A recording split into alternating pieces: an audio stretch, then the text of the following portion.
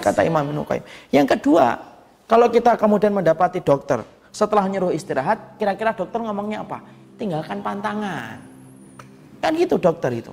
Sakitnya apa Pak? Kenceng lehernya, sudah. Jangan makan santan ya. Ini kenceng karena santannya terlalu banyak Pak santan. Ingat umur sudah 50 ngomongin santan. Gorengannya dikurangi, santannya dikurangi. Ya. Kemudian makan makanan yang dibakar dikurangi, makan yang kemudian bening-bening aja. Tempe-tempe aja, enggak usah jeruan.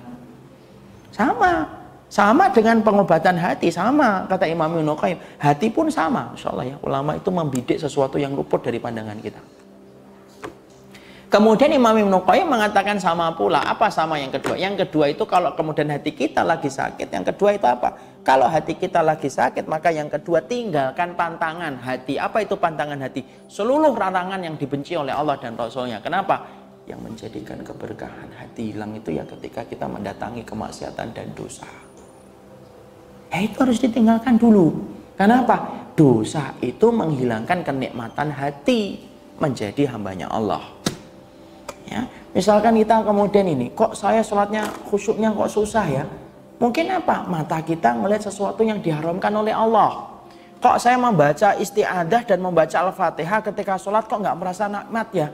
Mungkin lidahmu, mungkin jempolmu sering kemudian melakukan dosa tanpa kamu sadari. Akhirnya apa? Allah hukum ketika kamu sholat, kamu tidak bisa merasakan kenikmatan sholat. Istighfar lah. Kita minta sama Allah, jadi jangan sensitif dalam urusan dosa, sensitif sama ibadah. Ya Allah, berikanlah saya khusyuk dalam sholat, ya Allah. Berikan kembali saya khusyuk dalam sholat. Dengan apa? Meninggalkan perkara dosa, karena dosa itulah yang menyebabkan apa? Pantangan-pantangan hati akhirnya sering kita langgar, dan itu yang merusak hati pertama kali. Kan kita mengetahui ya penjelasan dari Imam Ibnu Qayyim. Allah itu menghukum hati lebih dulu sebelum Allah menghukum fisik ketika orang itu berbuat dosa. Jadi Allah itu menghukum hati dulu ketika dia berdosa. Maka kemudian baru Allah hukum fisiknya. Makanya meninggalkan larangan merupakan salah satu perkara yang bisa menjadikan kehidupan kita itu kemudian apa? Yaitu adalah untuk menyembuhkan hati yang sakit. Ada nggak orang yang datang ke dokter sudah kemudian istirahat, seminggu datang lagi dia ngomong masih kenceng ini leher saya dok. Dokternya ngomong, sudah istirahat? Sudah. Berapa hari? 10 hari. Santan ditinggal? Lah itu, santan tidak bisa saya ninggal. Kira-kira dokternya akan ngomong sembuh? Enggak lah. Oh, santan aja nggak ditinggal loh Pak. Walaupun Bapak istirahatnya 2 tahun juga nggak akan sembuh. Tinggalin dong larangannya, pantangannya itu santan sama jeroan. Tinggalin. Maka sama itu, orang yang melakukan dosa itu sama, kira-kira dosa yang kita lakukan itu apa? Jangan sampai ya kita mikir, dosa saya apa ya? Saking tidak sensitifnya sama dosa. Padahal dosa kita banyak atau tidak? Banyak. Bisa jadi satu hari itu malaikat raqib nganggur, malaikat atidnya sibuk. Loh ya kan kita nggak ngerti Bu, ya nggak? Mungkin kita emang ada yang mengatakan bahwa kita sempurna. Para salaf aja pernah kan? Ibu kan pernah kan lihat para salaf itu ada yang sampai membuat percobaan dia. Disurvei dia buat kantong itu 2 di bajunya, kemudian dia kumpulkan itu, kemudian kerikil itu di bajunya, kemudian dia ingin tahu untuk ngitung, coba dari mulai pagi sampai malam dihitung itu. Kalau dia melakukan kebaikan, dia masukkan kerikil itu di sebelah kanannya. Kalau dia melakukan kejahatan, menurut dia ini salah, ini dia masukkan kerikil di sebelah kirinya. Terus kayak gitu, refleks dia masukkan, refleks sampai malam. Ketika dia kemudian mengeluarkan kantongnya yang sebelah kanan, dia kaget, loh cuma dikit. Dan ketika dia mengeluarkan kantong dari sebelah kiri banyak, nangis Bu, terseduh-seduh, menangis, kemudian pingsan. Dalam tangisan itu akhirnya berujung sakaratul maut, dan sempat ada sebuah karomah. Apa karomahnya? Tiba-tiba ada suara orang yang membacakan Al-Quran tanpa ada yang tahu siapa yang membacakan Al-Quran itu. Yaitu apa? Ketika kemudian dia berkata, ada yang membacakan irji'i ila rabbiki radiyatan mardiyah. Habis ada suara itu, meninggal dunia dia.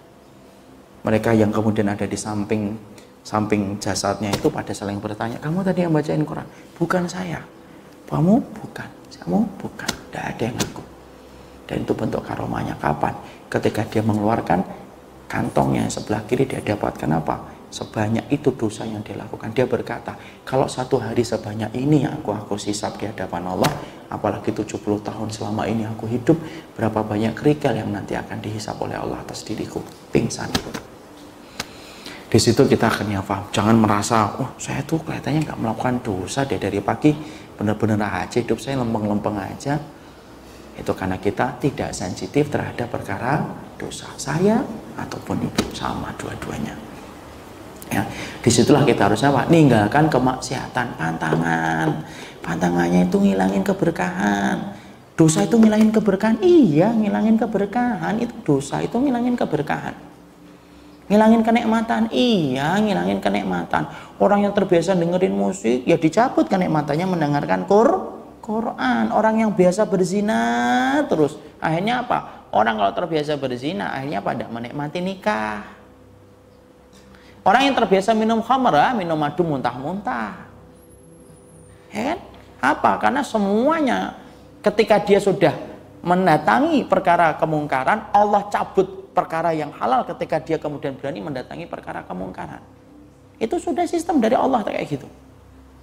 Makanya apa? Sekali lagi tadi saya katakan, jangan pernah merasa aman dari makarnya Allah. Jangan pernah merasa sedikit pun aman dari makarnya Allah. Kenapa? Tidak ada orang yang merasa aman dari makarnya Allah kecuali orang-orang yang fasik. Merasa aman dari makarnya Allah itu apa? Kita melakukan dosa tapi kita tenang setelah melakukan dosa. Itu aman dari makarnya Allah. Padahal kita, Masya Allah ya, kita baru masuk kerja sebentar aja, kita ada kesalahan dikit aja, groginya luar biasa kita. Apalagi kemudian kita ini sampai berbuat dosa di hadapan Rabb yang menguasai alam semesta. Tidak main-main, tidak menguasai satu negara, seluruh alam semesta di bawah kendalinya Allah. Dan kita melakukan dosa, setelah itu kita tenang, itu orang yang merasa aman dari makarnya Allah. Makanya dosa itu harus kita upayakan semaksimal mungkin. Iya, semaksimal mungkin. Jadilah walinya Allah. Jadilah walinya Allah. Siapa itu walinya Allah? Orang yang beriman, Ibu. Wali itu bukan hanya 9. Semua itu bisa jadi walinya Allah. Siapa itu walinya Allah? Orang yang beriman. Allahu waliyul ladzina amanu. Allah itu walinya orang yang beriman. Jadilah walinya Allah ketika di tengah keramaian, dan jadilah walinya Allah di tengah kesepian. Itu. Jangan sebaliknya, ketika di tengah keramaian, wali Allah benar. Tapi di tengah kesepian, ketika noleh kanan, noleh kiri, tidak ada orang, jadi walinya syaitan. Nah gitu. Maka inilah menjadikan akhirnya apa? Yang kedua, tinggalkan pantangan, tinggalkan larangan. Apapun itu. Ya. Karena apa? Itu perkara yang bisa menjadikan akhirnya kita selamat. Kenapa kok saya dengerin Quran, padahal sudah meninggalkan musik, saya sudah ninggalin. Tapi kok masih susah untuk nikmatin Quran gitu. Baru dibacain sebentar, kita pengen ganti yang lainnya gitu. Nggak merasa tenang ketika ada bacaan Quran. Mungkin musiknya sudah ditinggalin, tapi gibahnya sudah atau belum? Infotainment ditinggalin belum?